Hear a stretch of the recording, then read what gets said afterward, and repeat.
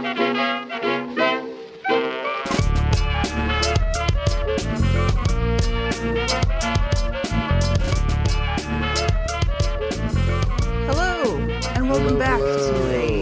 episode of Transylvaniacs, the chronicling of two very beleaguered people in their 30s trying to watch as many Dracula adaptations as humanly possible.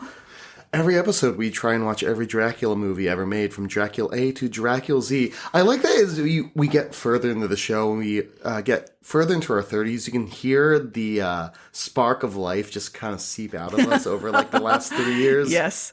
Yep, pretty much. It's been a very funny journey.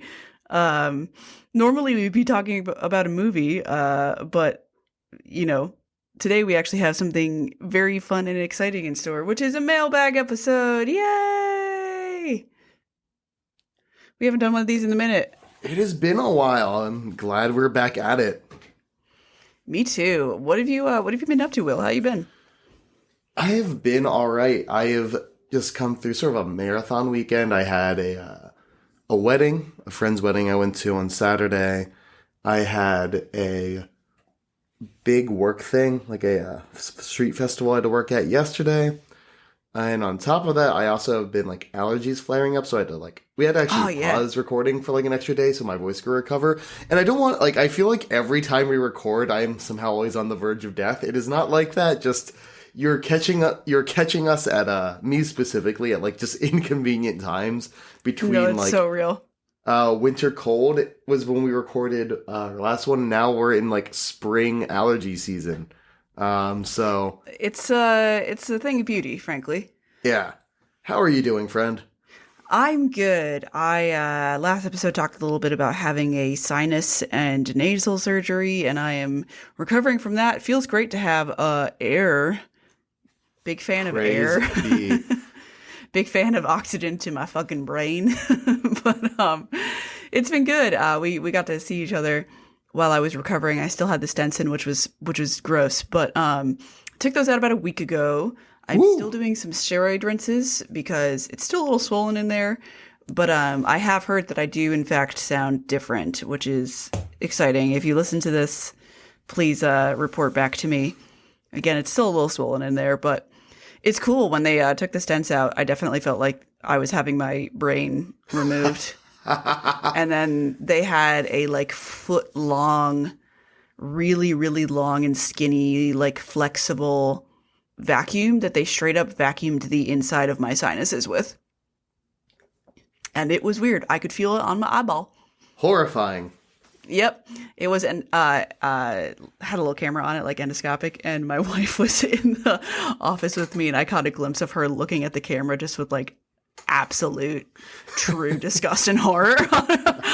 But yeah, it's been good. I've been chilling. I just had a little discomfort. First couple days are, kind of rough with anesthesia more than the actual wound. Though I do kind of feel the way I would describe it pain wise, it was not sharp at all, but it did feel like a week prior somebody had hit me with the Home Alone iron trap. Oh no. Yeah, just an iron directly to the face, but 10 days ago. You know what I mean? It wasn't immediate, but it was sore. But You've got that's about it with me. Joe Pesci. Yeah, exactly. Yeah, get Pesci'd, idiot. But we asked you guys on social media to send us your questions about the show, Dracula, Dracula movies, us, horror in general, and y'all came through. So we were just gonna blast through these if that works for you. Yeah, absolutely. I can do it up. Kick one off here. Our first question is from KaleChip_2022, who asks us, "What's the most loosely based movie you'd consider covering?" That's a good question, and I had to think about this a bit, but I wound up having an answer that somebody else gave me. And my pitch for this is League of Extraordinary Gentlemen. Yes. The 2004 movie, because it has Mina Harker as a character in it. And I was reminded of this because my friend Lydia was like, if you don't have me on your fucking podcast, this friendship is over and I want to be on a League episode. So I think that counts personally, but that's so far removed from the story. It's essentially public domain fan fiction, but like I'm fine with that. Yeah, no, I absolutely want to cover that movie. Oh my God, you have no idea. I feel like it hit both of us at a critical time in our development, aka roughly 12 to 14. Yeah, that was, I mean, but that's the same window where we also had Van Helsing drop. Yes, and that's I Really, think the other side of this coin. yeah. There are a couple other ones that I've heard tales about. I think Dracula versus Billy the Kid that I've heard about from a couple people. Ooh. That I have heard from basically everyone. It is just like a real piece of shit. It's real terrible, and I insist that we watch it at some point. You gotta try this, dude. It sucks, etc. Yes, exactly. Yeah, yeah, yeah. That rules. I think something we had on an early list was El Santo versus the Vampire Women as well. Oh my God, yes. But that's barely connected. But like, we're not gonna not cover El Santo, especially since I feel like you and me have been on our luchador shit lately. Oh yeah. I mean, if there's any chance for me to like somehow bring wrestling into all of this, I'm going to do it. Watching you get into wrestling in the past like year and a half has really brought me a huge amount of joy because it's one of those things that I had just assumed happened anyway. Yeah. It was sort of like when I was like learning to longboard or like play the bass during the pandemic and people were like, you don't already do this? Wait a minute. Oh, that's fucking very funny. But yeah, I think those are our like kind of outlier movies. The goal for this podcast is to start, stricter when you're adapting the actual story of the novel of Dracula and then move into the stuff that just like has Dracula in it because public domain. And like, that's how stuff goes. It would kind of be the same if we were to do Frankenstein, but I feel like Dracula is even more prevalent in that sphere. So that is the goal, is to get there eventually, kind of getting further and further from the original goal with each bit. Yeah. But yeah, that's what we were thinking for there. Thank you, Kale, by the way. You are an angel. Next up, we have a question from Cosmic Nomad. Who are your picks for best and worst smoking buddies, aka dream and nightmare blunt rotations? This is great. So first of all, thank you. Oh yeah, man. I gotta think about this. I've had like 4 days to think about it, and I'm still kind of like, oh God, how do I approach this? I am gonna say nightmare is gonna be Louis Jourdan because his Dracula sucks ass. Oh man, yeah. He just seems like a French douchebag. Oh, that's gotta be bottom tier. That's a nightmare. Yeah. I mean, first of all, I'm gonna say Cosmic Nomad. I love that your avatar is Jet Jaguar. No one else on this podcast listening can see that, but I see it and I respect it. I was also thinking Denholm Elliott in that like made for TV version we saw, where he sort of just seems like your weird Eastern European neighbor. I think he's wearing sunglasses through a lot of it. Yeah, I remember that. Yep. That was weird. That was a weird time. I feel like those are the guys, if I see them at a party, I am moving to the other side of the party. Yeah, exactly. I am putting that running water between us. I do think Hammer Dracula is a dream. A dream Dracula. Yeah. Just because those are such fun movies and he's actually suave. Like, I would chat him up. Oh yeah, for sure. I think I'm forgetting the actor's name like a fucking fool. Christopher Lee. Christopher Lee, thank you. I'm like Christopher, and then just the rest blanked, and I was like Christopher Guest, and I'm like, nope, that's the six-fingered man. That is not wrong. Arch Christopher. I think along similar lines, I would say Frank Langella from the 1979 one. Oh, I mean, yeah. He just seems like he'd be legitimately cool. I feel like you could smoke him out. He'd just be like, yep. He'd probably cover for you. He probably, yeah. No, I respect that. I also think he seems like a good guy, and his Dracula was very 70s and trippy anyway, so I think he's like predisposed to that. Oh yeah, for sure. That man has absolutely got some blacklight posters in his castle. I really hope we can find like a or if not find, make. We will crowdfund this. Some sort of like Dracula where it's present day, but Dracula is from the 70s, so all of his mansion is like wizard van stuff. Oh my god. You know what I mean? Yes. Like a real douchebag. I don't know why I'm saying douchebag so much. Real stoner shit, but in that like late 70s kind of metal way. Oh my god. We should probably just make this. Yeah. I've been talking to Sarah Lawrence a lot, and she's working on a movie right now. That is a creature feature, and now I'm like, damn, I got the itch. Oh yeah, no, we gotta link up and get this screen. Lock in, brother. Yeah, man. Oh, good. But yes, thank you, Cosmic Nomad. That's a good question. I'm just gonna pick one for each of those because those are. We could get really out of hand with that. We'd be here all fucking day with every Dracula. Yeah. Our next one comes from Saffron Kaijus, and it is fuck, marry, kill with the 3 Nosferatus. This is such a good question. And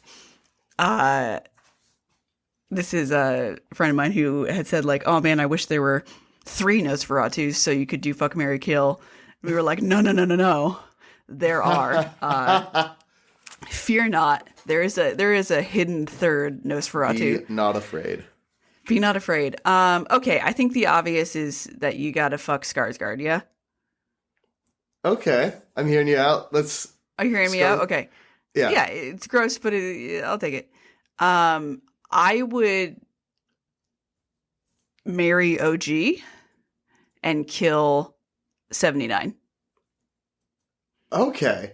Interesting. I know that's kind of an odd choice, but it feels right. It feels right to me. I feel like 79 is like the in-betweener. It is a great movie that I love a lot, but it is creeping towards creepy with Ellen, but not full sending it. You know what I mean? Like at least Skarsgård is consistent and committed to his being a fucking freak, whereas 79 Nosferatu is kind of pussyfooting around it.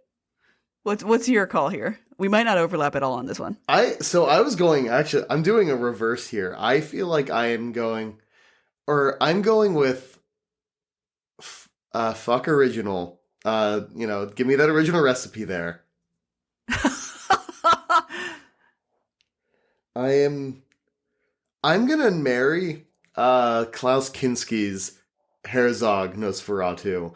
And I realize saying I'm going to marry Klaus Kinski is treading into some dangerous waters, but I feel like it is. This is like the least, like he's creepy, but this is like the least in danger I think you're going to be around Klaus Kinski. Just full stop. That's actually a good argument. I respect that. I think there's a little softness there that I appreciate. That dude is just real lonely. I think, he's going to be real creepy at first, but honestly, if you're just, like, hanging out, like, watching some movies with this guy on the couch, he's going to be okay. He just wants that affection. He just needs to know you're there. That's legit. I respect this argument. And then Skarsgård gets the axe. Eh? Yeah, Skarsgård gets the axe. And listen, I see what he did for this, for the Monster Fucker community last year. I get it. But I don't know. There's something, I think it's a texture issue. There's a lot of just loose flesh back there that it's not for me. Oh man, that got me. Yeah, it's, that's really funny. You get the ick, but like from a texture perspective. Wow. Yeah, no, it's gross. He is actively decomposing. It's the voice, I think. I think that's what it is. It's a banger performance. But you are correct. There's a real gross nature to that. Oh, that was good. Thank you for the question. That was very funny.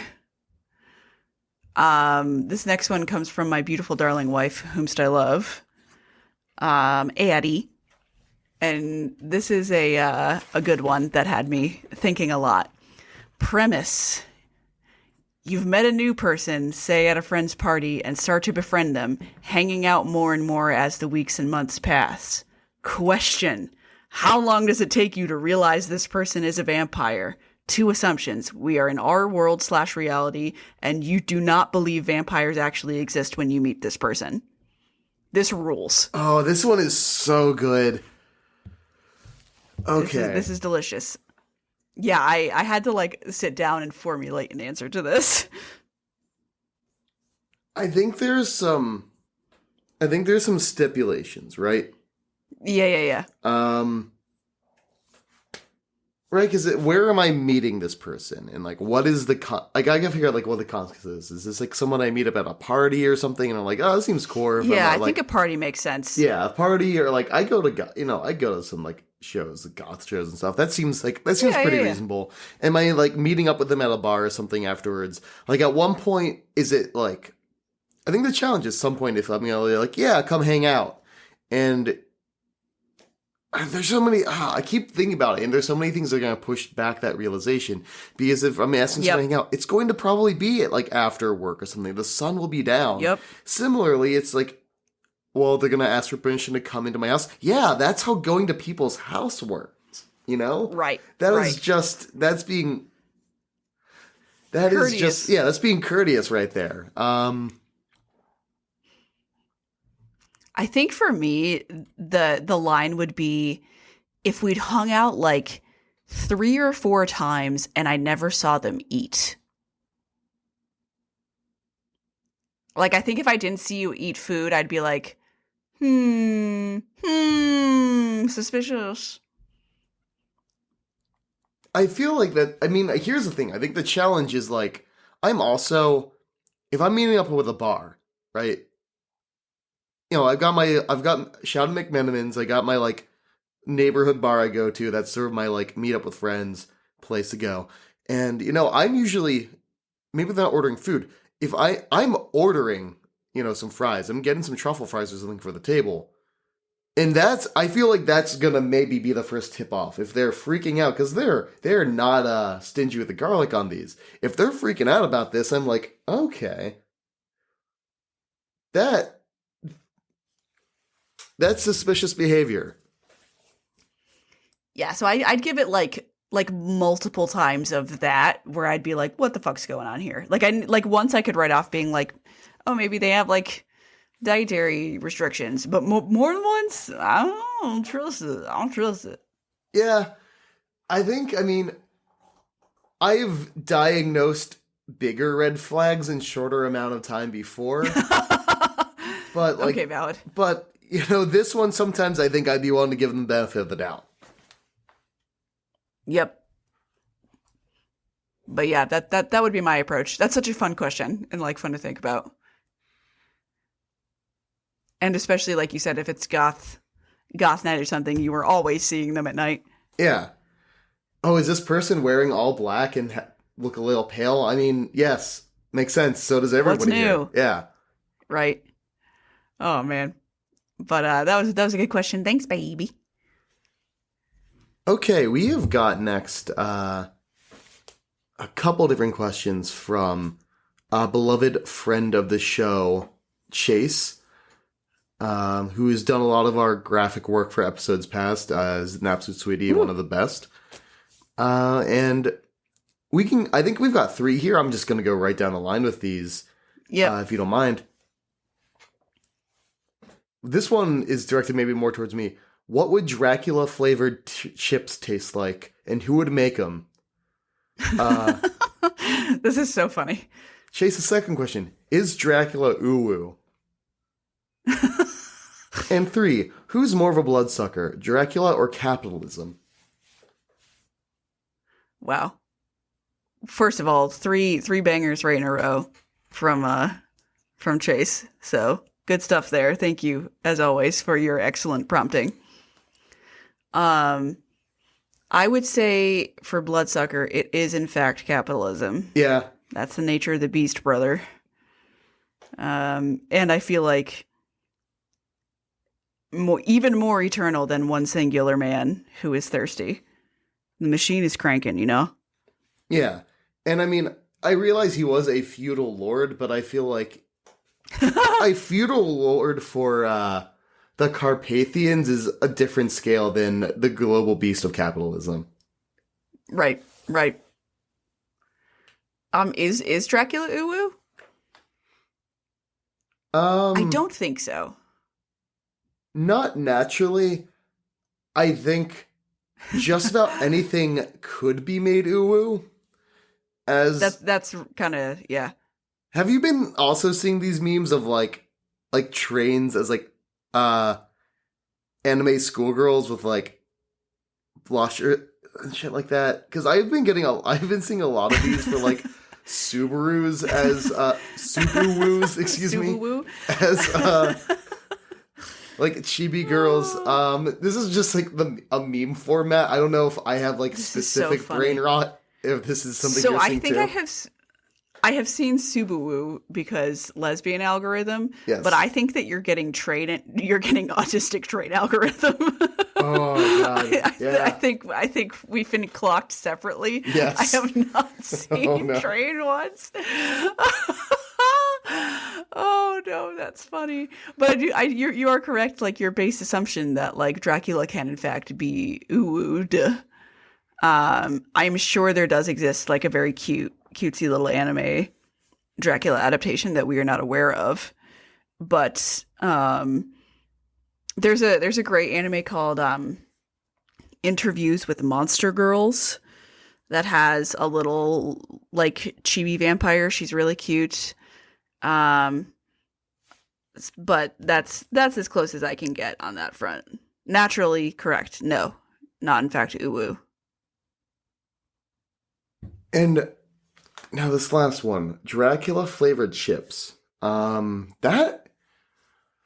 So anyone who watches my Instagram recently, I actually just did an episode on Mothman flavored chips, and if anyone is wondering who's not seen this yet, what Mothman flavored chips taste like, it is like a very sweet barbecue chip. Like there is visible sugar on those chips. It rules. It's great.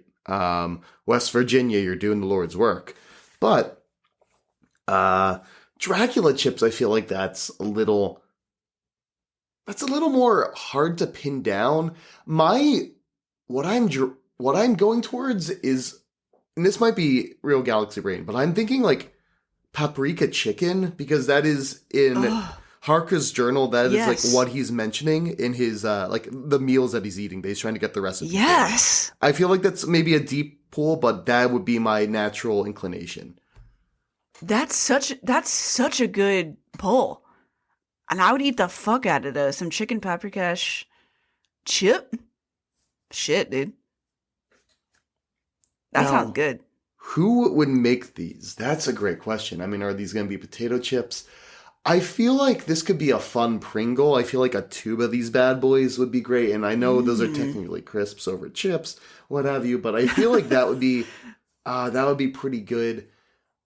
I I will throw it to hers, Eastern PA's you know, chip factory of choice. They've been doing some great work in the realm of like very Philadelphia specific chips, doing like, tomato pie chips.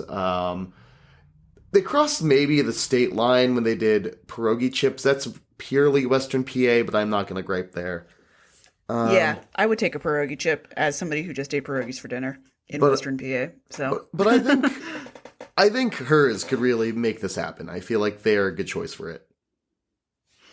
there's up on Penn Avenue, where there's Spack Brothers right next to Two Phrase Brewery. Oh yeah. Next door to that, they're opening a Leona's, which is ice cream sandwiches, and I'm like, that's so dangerous, right next to each other. But they have Oh a my god. strawberry pretzel salad ice cream sandwich. Pretzel salad is also a Western PA thing, and it's like a very salty cookie with strawberry ice cream with like bits of pretzels in it. That sounds like It's heaven. it's unreal. It's delicious. But I'm very excited for them to have a storefront because I think about that sandwich all the time. But yes, thank you, Chase, for your question gauntlet. They were all very good. Next up, we've got one from Third Black Day, who, if anybody is looking for some new music, is a great kind of goth industrial electronic musician from the Capital Region in New York State. Just put out a really good LP called Automatism. But yeah, Third Black Day, it's fucking great. He's on his nin shit. I really respect it. So, thank you for the question and congrats on the album. But what is a non-horror movie you think could pass as horror? I want to hear yours first because I thought of mine literally instantaneously. Oh God. I struggle with that. There's so many. I feel like there are a lot of movies. It was hard, but this hit me in such an immediate brain blast moment that I have to save it. I think any movie for me, like any movie that is like about like uncomfortable social interactions that just keep escalating is like for me, that's pure horror to me. I like watch real. Meet the Parents as a like seventh grader as a sleepover and was like hiding behind a couch watching it. Anything like that. No. It's why like basically any of Nathan Fielder's shows like fill me with absolute dread. I'm like same. I'm with you there. I hear these described and like I have like cold sweats. Yep. Nope. That's a great answer. Mine is from a purely monetary and logistic standpoint. And again, this came to me instantaneously. We bought a zoo. Oh my God. I was like, nope. Under no circumstances are y'all buying fucking anything like that on my watch. What the fuck's wrong with you? You want a fucking zoo, you absolute psycho? Oh my And now God. you gotta deal with all this shit? And there's animals that could depend on you? Eat shit, dude. No, thank you. Colleen, I feel like, are you familiar with Zach Silberman? I think we've probably read some of his tweets. Oh, yes, we have. Oh, yes, you bet. Yeah. I feel like between the Dracula and now We Bought a Zoo, we have now summoned two of his bits. I feel like we are now on a collision course with him being on this show. Yeah, we should probably ask him if he wants to be on this show because at this point, he's downloaded both of our brains. Yes, and like, I mean, he's so right. I can't believe they bought that freaking zoo. Oh, man. Yeah, the whole thing just like, I feel like the only way you could do that movie where I think it was actually funny was if every role was played by Chris Fleming. Oh my God. You know what I mean? Yes. Like, I would watch that just for the Flemingian physical comedy of writhing around like a worm on a string. But I ain't watching that shit. Nope. Stressful. Take it away.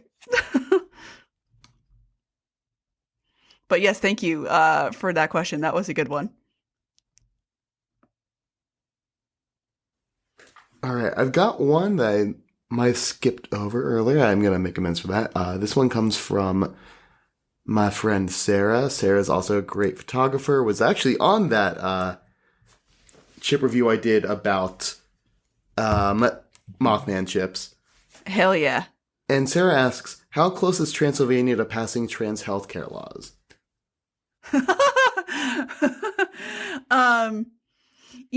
I think Transylvania, this is my completely fictitious answer, but I feel like as a kind of mythos, I would say pretty good because it's one of those Eastern European regions that's like weirdly based. You know what I mean? Like they're really doing it over there. Like there's still some weird shit that goes down because it's Eastern Europe, but very based on many fronts, including trans healthcare. No, I think you're right. I think you were right on this. That's good. That's good. Thank you. Thank you. Weirdly based. It's just like I found out the other day that Uruguay has nationalized fiber internet. And wow. I was like, Uruguay? What Okay. Right on. That's crazy, actually. Good for them. Did not Weirdly expect based, that. I'm telling you. Nope. Nor I. Let me pull up our next one here. But yeah, that's a highly comical question. Thank you to Sarah for that one. This one comes from Polka Dot Blonde. Why is garlic supposed to repel vampires? I've always wondered. Oh, that's my friend Melissa. Okay. Oh yeah. Thanks, Melissa. So I was doing a little like crash research on this one. And I guess what I understand from it is that garlic in particular has been one of those plants that has always been purported to have health benefits and have some mysticism about it, going back to Egypt, China, and then also, I think, to Eastern European folklore. Now, I think is interesting is that in Dracula, in the book, Van Helsing specifically mentions the flowers As opposed to the bulb, as the bulb. So I think it's one of those things that, like a lot of Dracula mythos, like the stake, which in the book is just supposed to like hold the fucker down so you can cut his head off, cut out his heart, became like the thing that actually kills him. I think, the bulb of garlic became the thing that's supposed to repel him rather than the flowers and what the plant itself represents. Right. That makes a lot of sense. That it kind of warped into a food thing as opposed to a like herbal thing, which there was a lot of, superstition about, which herbs do what anyway. So it kind of feels like a different category. But yeah, that makes sense to me. I wasn't sure about a lot of that, especially because there are, other associations with garlic. But yeah, that's what I saw as well, that it's old school stuff. Yeah, the next one I have here is from Salvatore Schick. And let's see, I'm going to read it out because I think the phrasing is actually great. It's very cute, yes. OMG, I have the question. I don't know how to word it. I am not doing good, XC. Brain function is low. Okay, hold on, I got it. If you could change what animal forms Dracula could turn into, what would you choose instead of a bat and a wolf/big dog? That's a great question. Also, the lead up was very cute. Thank you, Tori. Thank you so much. We have talked a bit about Pug Dracula in the past. Oh, yes. But I feel like symbology wise, that a snake Dracula would fit right in, a snacula, if you will. Just because any animal that is like often associated with evil, such as bats, I feel like snakes are usually in there too, even though snakes are in general pretty chill. In terms of like domesticated snakes. Have you ever held a snake? They're kind of cute. I have. I always kind of like panic at first that the way they move is so foreign. Yeah, it's weird. They feel weird. But I do like getting the little tongue keethed. Snake kisses. But yeah, I would make a snake Dracula for sure. Just like thematically, Oh yeah. What about you? What are you thinking? This one kind of just came to me. And I don't know if I have any explanation other than just like, it seems like it would be kind of cool. Would be like a cloud of moths. Oh, sick. Yeah, no, because that would kind of like, it's adjacent to a bat and also adjacent to the fog. But like a shitload of moths, yeah, that's cool. Like if that's there's very cool. If there's just like a Dracula movie where like someone went outside and then there was just like, they just had like a cloud of moths descend on them and they came out like totally exsanguinated and just like dried out. Oh. One, that'd scare the hell out of me, but I just think that would look really cool. I don't know. That's fucking cool. Yeah, that one literally just like fell into my brain and now I'm just really into it. Cloud of moths. You heard it here, folks. Mothcula. It was the Mothman chips, Yes. That's awesome. But yeah, those are our picks. Many thanks, Tori, for fighting through your brain to get us that question. I got one here from friend of the pod, Kristen. I don't know why my voice keeps cracking. Sorry, I sound like a pubescent boy. But Kristen asks, any favorite Nosferatu 2024 memes? My God, were there so many. There were a lot of memery about this movie. Oh, so much. I think for me it is, and there is a t-shirt, which I will link, is the Nosferatu. in the font. That's Ratatouille on top of Bill Skarsgård's head. I think that's very funny. Oh, that one is really good.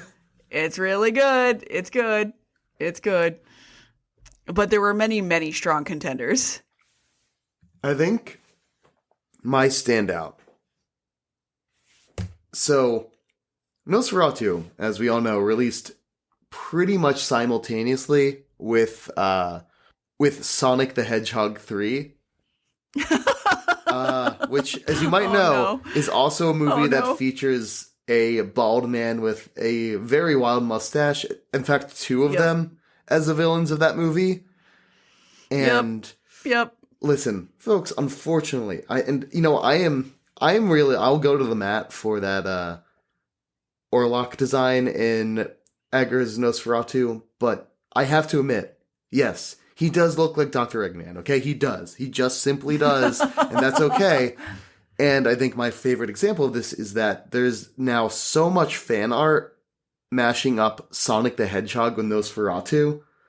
There's a piece in particular from, I think, a tattoo artist based in Syracuse named Sean Morgan that has done the best interpretation of this work I've seen yet. You've got just Nosferatu Eggman standing in a doorway. You've got Amy as Ellen with the bonnet and everything, with the hand looming over her. That's good. You've got Sonic wielding a torch, dressed in Victorian garb.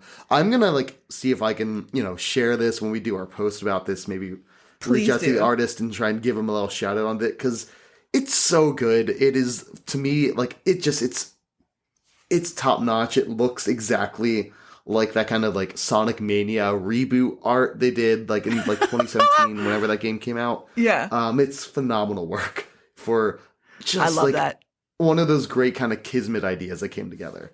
Yep. I was gonna say the runner up for me would probably be when Ellen is borderline seizing and people overlaying it with fast British rap.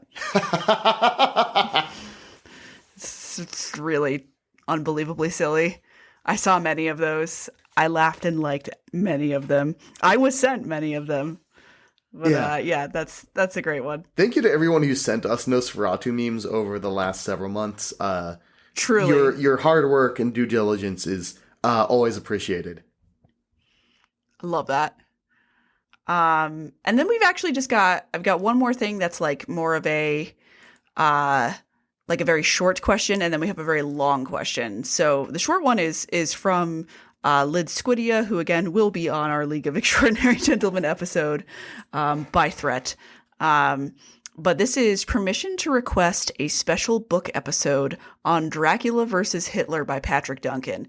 I've never heard of this, but needless to say, I am intrigued. And we've got a couple other books lined up too. I've got a 70s blaxploitation comic called Dracula, Motherfucker. Oh, I love that comic. That I'd like to have. I love it so much. I'd like to have on here. And then you actually had another book suggestion recently as well. I did. It's so funny that signed up perfectly. My friend Samantha, who is also a fellow Mark, another devotee to the wild world of wrestling, recommended a book to me called Turn by Patrick Barb. That is Dracula versus Renfield, reimagined in the world of indie deathmatch wrestling. The author, Patrick Barb, refers to it as spandex gothic horror, vampires and suplexes, the bite and the belt. And yeah, I absolutely will be reading this. So I think the Transylvaniacs Book Club is absolutely going to happen. Yeah, I am doing a YouTuber thumbnail pog face right now at that. Oh man, that sounds so good. That sounds so good. Yeah, okay. So we'll put all these in a list. We'll do a little, either a book club episode or we'll have a book club series. Just kind of to put in between things, but we've got enough material where we can stop doing dog shit movies for a while. Even though we've actually had almost exclusively great movies with a few pieces of shit sprinkled in. Listen, you needed to break it up. It can't be all bangers all the time. Can't be all bangers, dude, Yeah, and then we've actually got one more long, exciting question that I'll let you read to us. Okay, this comes from one of my dear childhood buddies, Julian, who is in the medical field. So he really he's provided us in the past with some very great technically minded vampire questions, and today is no exception. Julian's question is as follows. Okay, and this is in reference to Morbius that he saw last year. I've been holding on to this question for a mailbag for a year now. In reference to Morbius is, okay, so in that monstrosity, he drinks donor blood from bags, which got me to wondering. We rarely store or use whole blood in the hospital. It's usually put in a centrifuge and divided up into concentrated red blood cells, PRBCs or packaged reds, plasma, FFP, platelets, or cryoprecipitate, mostly clotting factors, so that we can give patients only what they need. If a vampire were in a hospital or a blood bank, which one would they feed on?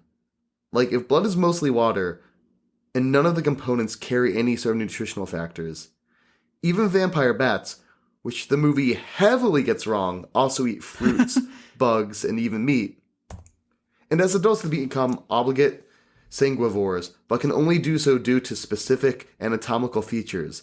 At least with the supernatural vampire, we can write this all off, but trying to scientifically explain vampirism just leaves me with far more questions. Even I Am Legend dodged this by making the vampires more holistically cannibals than sanguivores. A human sanguivore would quickly develop hemochromatosis and go into liver failure. So, yeah, okay. This goes crazy, first of all. This goes absolutely crazy. This is Julian. Julian. You are a true king for this. So, yeah, Yep. Which of the things, like what does a vampire actually need to survive of the pieces, all of the separated blood? I feel like my impulse is to say the concentrated red blood cells, like the packed reds, because that feels the most blood-y to me. But like you said, blood is mostly water. So like if this is from a nutritional standpoint, it seems like an iron issue, like hence being very pale. But thinking about it concentrated is making me just thinking about a vampire eating like tomato paste. Oh, God. Like this is, you know what I mean? Oh, like no. It's kind of gross. That's my first impulse, but I'm not really sure because it wouldn't be the clotting factors because that would make whatever's in them clot, right? You would think so, yeah. But I don't actually know. I am leaning towards the packed reds as well. I feel like, I mean, if it is all mostly water, I mean, I feel like the blood is life, water of life. I feel like vampires are, if nothing else, they are all about symbolism. Vampires. Yeah, true. Vampires love something that stands in for something else. If something can feel like a perversion of like baptism or communion, oh my God, they would eat that up with. They love that shit. Yeah, so I feel like there's something in the reds, in the packed reds, in the red blood cells, that concentrated red essence that literally they are sinking their teeth into. I can't give you the science of it, but I do know that most vampires are kind of dramatic bitches, and that is, I think, what my heart is telling me. Yeah, I'm with you there. I didn't know that they don't store whole blood though. It does make sense that you don't want to you've got very specific needs for specific patients, so it does make sense to break it up. But that's good intel, you know? Yeah. Man, thank you very much, Julian, for that visceral question. Please keep up the good work. Yes. But that's what we've got for you guys today. Thank you all for sending us in questions. We really like doing these kind of in-between stretches of the pod when we need a break or we're about to start a big new project. We are going to be looking at our first television show soon, so this could not have come at a better time. So thanks again, everybody. So instead of a tweet for you, I have something I think much more special. I can't wait for this. I am recording this episode while I am house sitting for a friend. And this friend has a copy of a book called The Vampire Joke Book, written by Count Transylvania. Which, love that for yeah, her. love that. Love to see it happen, sister. And I just need to read you some of these. I really cannot wait for this. I've been looking forward to this joke book this whole fucking episode. Who's a vampire's favorite newspaper publisher? Who? William Randolph Hearst. Ha-ha! Very good, very good. There are a couple more here. I need to also... who is the Count's favorite male vocalist? Oh no, who? Robert Goulet. Aha!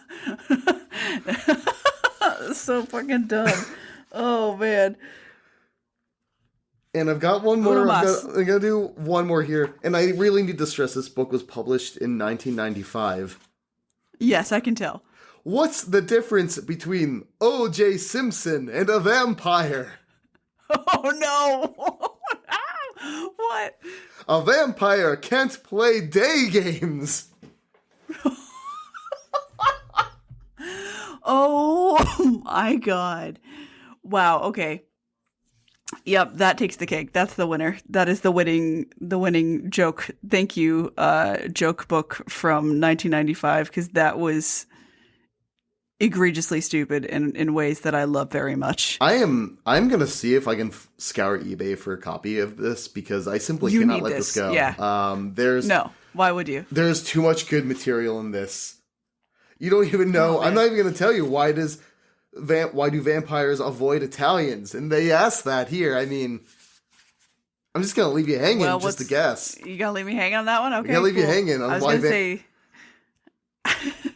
I kind of want to make it something that's like a little bit racist. Instead of being like garlic, being like, oh, because they are smelly. And be like, hey, whoa, okay, look. Oh my god. Whoa. Oh. Lay off the Italians here, Easy brother. there, buddy. Easy. Oh, fuck, that's good. Oh, man. Well, thank you for that. Please post a picture of that cover as well, because it's really fucking funny. Oh, absolutely, I will. Gorgeous. Well, thank you, everybody, for joining us once again. We will see you next time. Bye.